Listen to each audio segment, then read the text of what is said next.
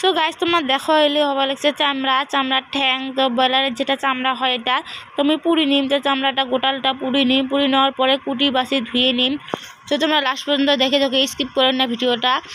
তো আমি কুটি নিলুম, ধুয়ে নিলুম, ছোটো ছোটো পিস করে নিলুম। তো দেখো কত সুন্দর চকচকা একটা হয়েছে। চকচকা হওয়ার পরে আমি কড়াইয়ে দিম, কড়াইয়ে দেওয়ার পরে যে রসুন, আদা, জিরে, তো মরিচ বাটা, পেঁয়াজ বাটা, তেল, লবণ সব দিয়ে মিক্স করিম। তো লাল লাল করে মিক্স করার পরে কড়াইয়ে বসে দিয়ে নাড়াচাড়া করে ভাজি থাকি।